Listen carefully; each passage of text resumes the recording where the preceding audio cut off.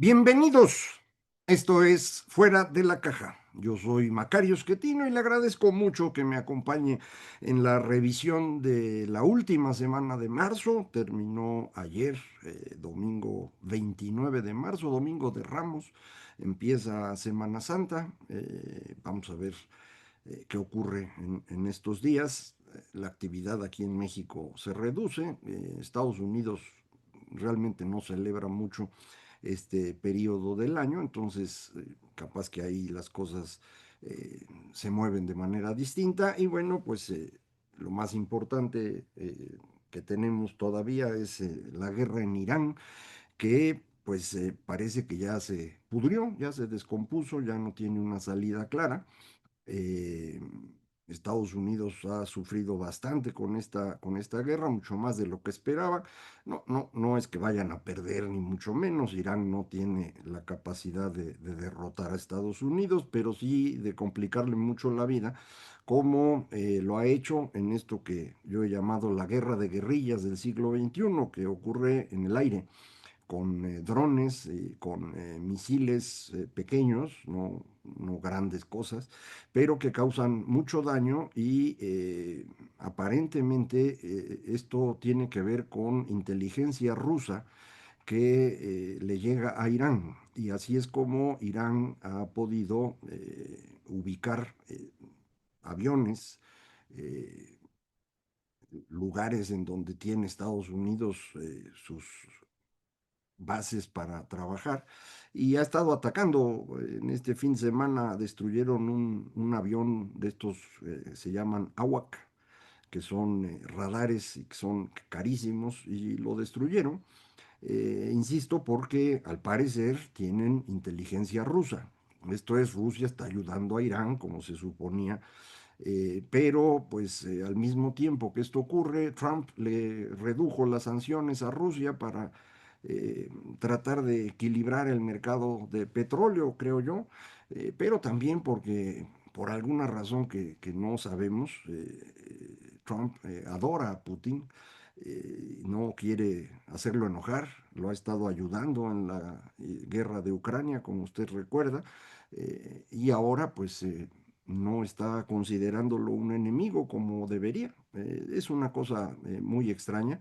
Eh, Rusia no ha podido aprovechar por completo la situación, este alza del precio del crudo que debería ayudarlos mucho porque están en problemas económicos, porque Ucrania le destruyó dos de las tres salidas que tiene Rusia, el Mar Negro y el Mar Báltico. Me refiero al petróleo, no a todo lo que tienen ahí, pero la salida de petróleo por el Mar Báltico, cerquita de San Petersburgo, Ucrania logró inhabilitarla con drones y en el Mar Negro prácticamente Rusia ha perdido su armada. Entonces, pues ese conflicto no se resuelve.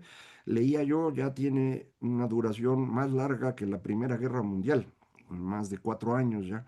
En la invasión Rusia a Ucrania, que pues no se resolvió en 3 días como esperaba Putin.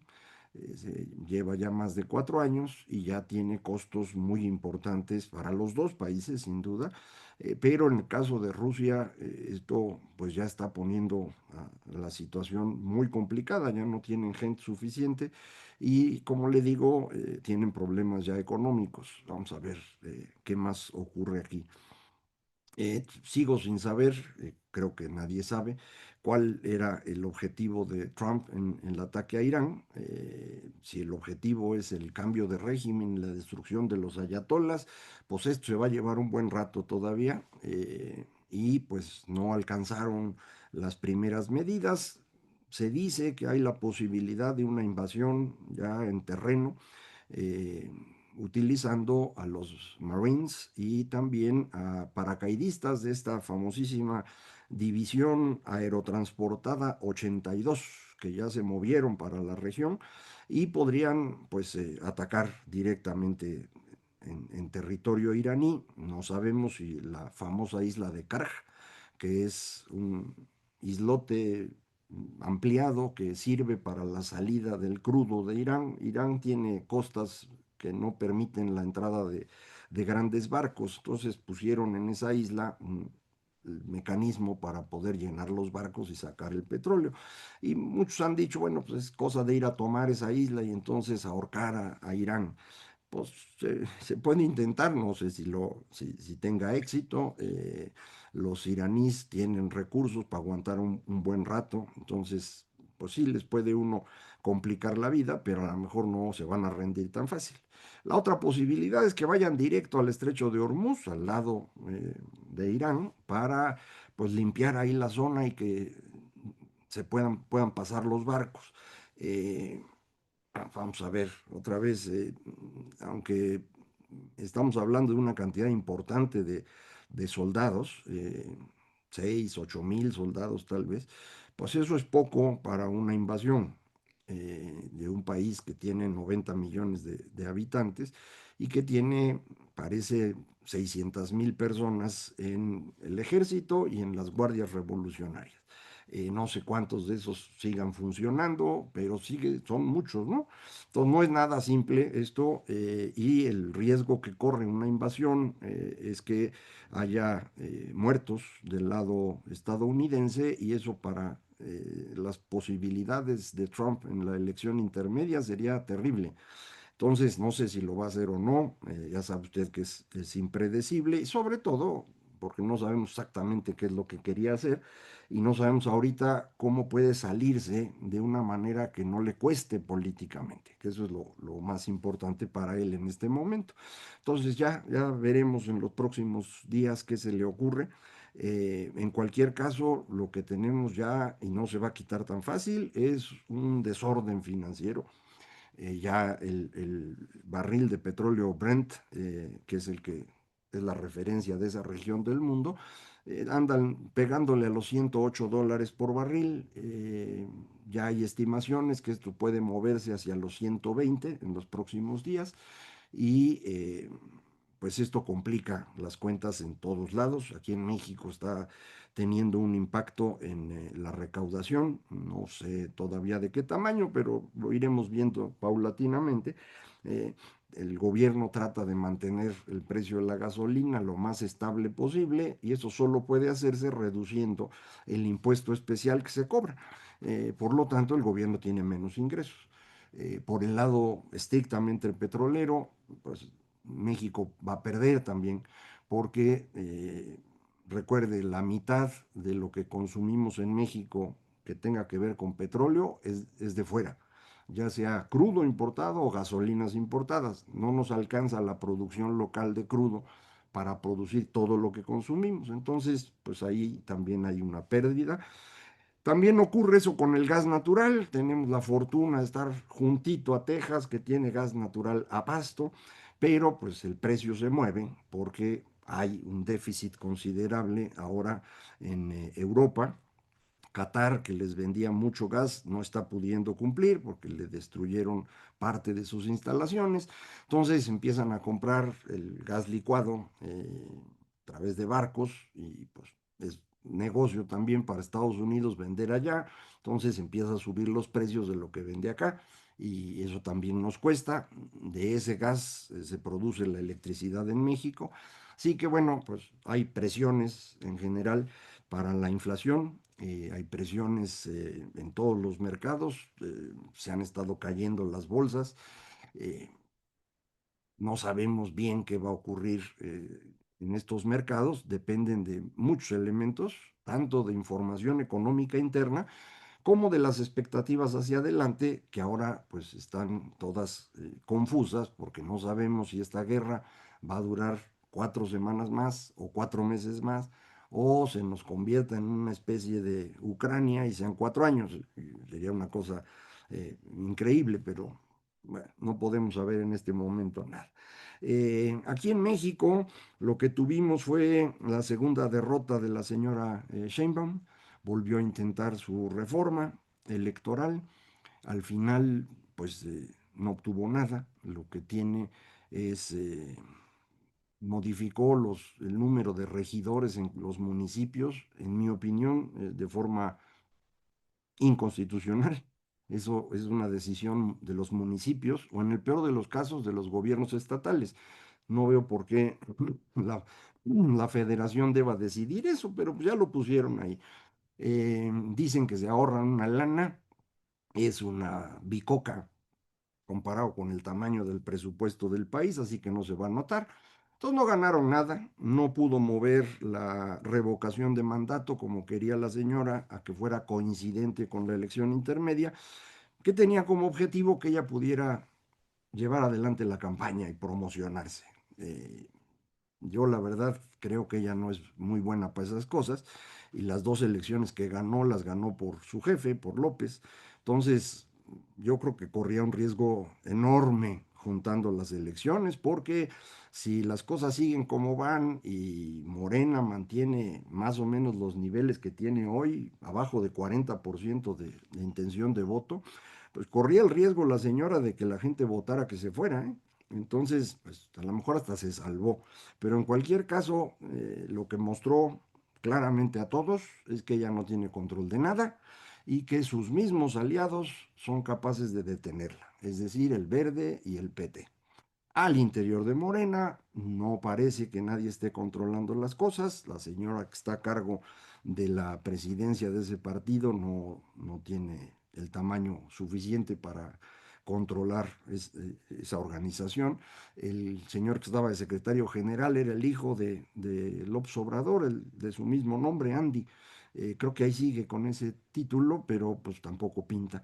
Entonces se les va descomponiendo el control político del país. Esto no es una noticia que usted deba celebrar de entrada, porque no tenemos todavía claridad de alguien que pueda ocupar ese espacio. Alguien, me refiero persona u organización política.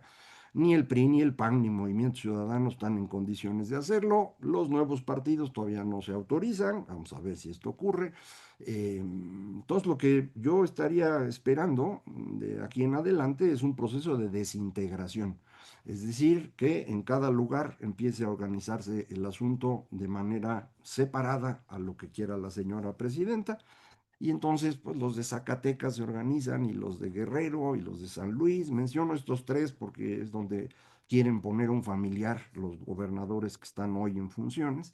Pero los demás también, ¿eh? Todo el mundo va a empezar a trabajar por su cuenta. Esto en condiciones de control territorial del crimen organizado, pues es todavía más grave. Porque si no hay una fuerza federal que pueda contrapesar al control que tiene el crimen organizado en una región, pues ellos van a decidir los candidatos. Ya sabe usted los métodos que han utilizado, desde convencer hasta quitar a todos los opositores y, si es necesario, matarlos. Ya lo han hecho. Entonces, creo que en esa dirección nos estamos moviendo y esto va a ser muy complicado el funcionamiento del país en su conjunto. ¿Cómo se va a reflejar eso en la elección de la nueva Cámara de Diputados? No me queda claro todavía, pero yo esperaría que tuviéramos una mayor dispersión, eh, menos control sobre la Cámara de Diputados de lo que tienen hoy, que como es evidente, no es suficiente. No pudieron sacar adelante sus reformas. No es el control que tuvo López de Morena, ¿eh? Es una cosa pues ya bastante más deteriorada. No sé si el señor vaya a querer regresar y él organizar esto, vamos a ver, pero el camino por el que vamos pues no se ve muy bueno. En la votación que se hizo en el Senado de la reforma, un poco antes de eso, estaba ahí la señora Grecia Quirós, viuda de Carlos Manso, recuerda usted, y la gente de Morena, viéndola, lo que hizo fue empezar a gritar Morón, Morón, refiriéndose a Raúl Morón, el senador de Michoacán, de Morena, que ha sido mencionado, no sé si con razón o no, como un posible instigador del asesinato de Manso, a lo mejor autor intelectual. Repito, yo no tengo ninguna evidencia, sí lo han mencionado. Y pues Morena decidió que había que apoyar al señor Morón a gritos para humillar a la señora Grecia Quirós y eso pues nos da una muestra clara de su bajeza humana y política de esa organización. No es que no lo supiéramos, pero es feo confirmarlo. Bueno, en materia económica, lo que tuvimos esta semana fue la decisión del Banco de México de bajar la tasa de interés de referencia. Es una decisión un poco sorprendente porque todos los demás bancos centrales mantuvieron o subieron su tasa. Nosotros la bajamos. Mucha gente dice, pues sí, está bien que la bajen porque la actividad económica en México está detenida. Eso es cierto, la actividad está detenida, los datos que estamos teniendo del arranque del año no son buenos. Si bien cerramos el 2025 con un pequeño repunte que muchos celebraron, ya habíamos comentado aquí que a mí me parecía que no era tal repunte, era una reacción de muchos a tratar de comprar al cierre del año lo que se pudiera y era también un poco cifras que no me convencen, producidas por Pemex y que INEGI tiene que utilizar. Ya veremos eso después cómo se acomoda, pero en cualquier caso, la actividad ahorita se fue frenando. Los datos de alta frecuencia que utiliza BBVA del uso de tarjetas de crédito muestra una caída espectacular de diciembre hacia marzo. Ya en marzo estaríamos en una contracción. eh, no hay ningún otro dato de marzo todavía no termina el mes. Entonces habrá que ver si esto es cierto, pero con esa actividad cayendo, mucha gente dice, pues qué bueno que el Banco de México baja la tasa. Yo creo que eso no es lo que está frenando la actividad económica, creo que el problema es otro, tiene que ver con decisiones de política económica o política del gobierno que van en contra de la actividad económica. O sea, si usted hace lo que hizo con el Poder Judicial, pues nadie va a querer invertir en México porque cuando haya un problema no va a tener nadie que lo defienda. Si usted, por ejemplo, le hace caso a la señora y se asocia con el gobierno para uno de los proyectos estos del Plan México, no sé cómo se llama, pues si después el gobierno cambia de opinión y le quita su inversión, usted no tiene cómo defenderse porque la corte va a trabajar para el gobierno. Entonces, ¿metería usted su dinero ahí? Pues mejor lo metes en otro lado. Y hay un montón de lugares en el mundo en donde se puede invertir hoy, especialmente en Estados Unidos. ¿Para qué hacerlo aquí? Además, como sabe usted, no tenemos energía eléctrica suficiente en México, no se puede invertir a menos que uno ponga su propia planta, que tiene que ser de autoconsumo, porque no se puede colgar de la red. La red de transmisión está saturada porque no se invirtió en ella durante todo el gobierno de López, gracias al señor Bartlett, que de esto no sabía nada, pero pues acabó destruyendo el sistema eléctrico. Entonces, estas cosas son las que explican que no estemos creciendo. Eso no se va a resolver bajando la tasa. Pero además, cuando bajas la tasa, el Banco de México, esa tasa es la de todos los días. Las tasas a largo plazo, 10 años, 20 años, esas están subiendo, porque en todo el mundo están subiendo. Y entonces lo que hace usted es tener una curva de rendimientos muy pronunciada, tasa muy bajita en el préstamo de un día, de una semana, un poquito más alta para 28 días y ya para un año empieza a ser mucho más elevada. ¿Qué significa eso? Pues significa que si usted quiere una inversión de 10 años, le está saliendo carísima. Pero si usted quiere algo de corto plazo, pues está bien barato. Entonces, ¿quién va a invertir en cosas productivas de largo plazo? Nadie. Mejor te mueves en el corto plazo, donde el dinero sí se puede conseguir relativamente barato. Resultado de esto, creo yo, esta inflación. Más inflación y menor crecimiento. Entonces, creo yo que la decisión del banco no fue correcta. Eh, ellos dirán que sí, que lo que está pasando con la inflación es un golpe de una sola vez y que se va a quitar, lo mismo que se dijo de los aranceles, pero la inflación subyacente en México sigue creciendo, se mantiene y se mantiene 1,5 puntos por encima del objetivo del banco. Entonces, creo que no fue la decisión correcta, ya veremos. Pero lo importante es la actividad económica sí está frenada. Hay personas que dicen, no, mira, las exportaciones nos está yendo re bien, traen un crecimiento espectacular, algo hay de eso. La mayor parte de ese crecimiento, casi todo, viene de una sola actividad, la producción de equipos electrónicos. Ahí traemos un boom espectacular. La gente en Guadalajara seguramente lo está viendo todos los días, ahí es donde está teniendo el mayor impacto, también en otras partes, pero sobre todo ahí en Guadalajara. Este gran crecimiento de la industria de electrónicos, todo para exportaciones prácticamente, ocurre al mismo tiempo que se nos está cayendo la industria de equipo de transporte, automotriz. Esta es una caída significativa ya. En 2 años se han perdido 100,000 empleos en la industria automotriz, sobre todo en los proveedores de la industria, autopartes, electrónicos para autos, textiles para autos, todos esos proveedores, ahí se ha estado perdiendo una cantidad muy importante de empleos. La industria electrónica, que está exportando mucho, no genera empleos al mismo ritmo. Entonces, en esos 2 años se generaron 15,000 y en el otro lado se perdieron 100,000. Entonces, pues así está bien difícil. A la hora que ve uno las manufacturas en su conjunto, estamos hoy prácticamente con el mismo nivel de empleo que había en 2018. De hecho, estamos un poquito abajo, pero diga usted que más o menos lo mismo. Entonces, durante los últimos 7 años no se ha generado empleo en las manufacturas. Sin embargo, el Plan México ese de que vamos a invertir y vamos a crecer, ¿no? Dicen que van a crear 1,500,000 de empleos manufactureros. Pues suena bien. El primer año de la administración de la señora Sheinbaum perdieron empleos. Ya para generar 1,500,000, pues les quedan nomás 5 años. Y si perdieron en el primero, van a generar 300,000 empleos de manufacturas en el segundo año. ¿En qué área? Le digo, la que más empleo genera es, hoy ya es alimentos, bebidas y tabaco, pero es prácticamente el mismo tamaño que la automotriz. Ahí tiene usted 36, 37% de todo el empleo manufacturero. Alimentos va, no se cae, no crece mucho.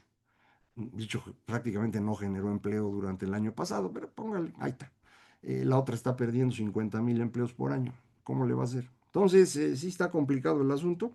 Eh, Vamos a ver si en Semana Santa nos cambia el rumbo las cosas. Suele ocurrir que Semana Santa y las fiestas patrias en septiembre son los momentos en los que las cosas cambian. En medio de esto, lo que tenemos son un montón de días de vacaciones y ahora mundial. Entonces, pues a ver si con eso cambia un poco el panorama y nos sentimos al menos menos preocupados. Mientras tanto, aquí le vamos a seguir. Muchísimas gracias. Esto fue Fuera de la Caja.